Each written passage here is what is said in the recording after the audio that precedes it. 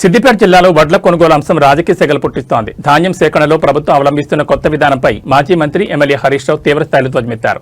రైతుల సహనాన్ని పరీక్షించొద్దని, వెంటనే వడ్ల కొనుగోలు ప్రక్రియను వేగవంతం చేయాలని జిల్లా కలెక్టర్కు స్ట్రాంగ్ వార్నింగ్ ఇచ్చారు. సిద్దిపేట జిల్లాలో ఆన్లైన్ ద్వారా వడ్ల కొనుగోలు ప్రక్రియను ప్రవేశపెట్టడం వల్ల సామాన్య రైతులు తీవ్ర ఇబ్బందులు పడుతున్నారని హరీష్ రావు మండిపడ్డారు. టెక్నికల్ సమస్యల పేరుతో రైతులను కళ్లాల దగ్గరే పడిగాపులకు ఆయించడం సరికాదని ఆయన హితవు పలికారు. ఆన్లైన్ నిబంధనలతో రైతులను వేధించకుండా గతంలో అమలు చేసిన పాత పద్ధతిలోనే తక్షణమే వడ్ల కొనుగోలు ప్రారంభించాలని డిమాండ్ చేశారు. రాబోయే 2-3 రోజుల్లో జిల్లా వ్యాప్తంగా కొనుగోలు కేంద్రాల్లో ధాన్యం సేకరణ పూర్తి స్థాయిలో మొదలు కావాలని అల్టిమేటం జారీ చేశారు. ఒకవేళ ప్రభుత్వం యంత్రాంగం నిర్లక్ష్యం వహిస్తే 5,000 మంది రైతులతో సిద్దిపేట కలెక్టరేట్ ముట్టడిస్తామని ఘాటుగా హెచ్చరించారు. చేతికొచ్చిన పంటను అమ్ముకోవడానికి రైతులు పడుతున్న ఇబ్బందులను చూస్తూ ఊరుకోబోమని, అన్నదాతల పక్షాన పెద్ద ఎత్తున పోరాటానికి సిద్ధమని హరీష్ రావు స్పష్టం చేశారు.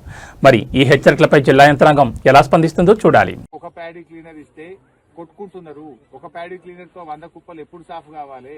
4 ప్యాడీ క్లీనర్లు ఇయ్యండి, ఆ జాలీలు మార్పియండి, టార్పలిన్ కవర్లు ఇయ్యండి. అమ్మ, చిన్న ఊరు ఉంటది, పెద్ద ఊరు ఉంటది.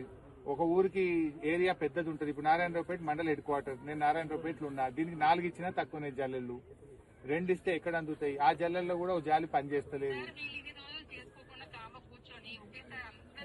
లేదమ్మా, ఇప్పుడు వడ్లు ఇప్పుడు కొత్తగా పండలేదు.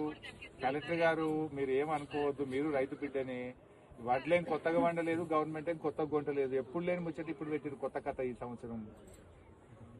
నిజం చెప్తున్నా నేను దయచేసి మంత్రి గారికి కూడా ఇప్పటిదాకా అదే చెప్పిన. మీతో మంత్రి గారితో నా వినవి, ఎప్పటిలాగా గత సంవత్సరం కొన్నట్టు ఏ ఊరు మిల్లు ఆ ఊరికి పెట్టండి, ఫటాఫట్ లేపండి దయచేసి.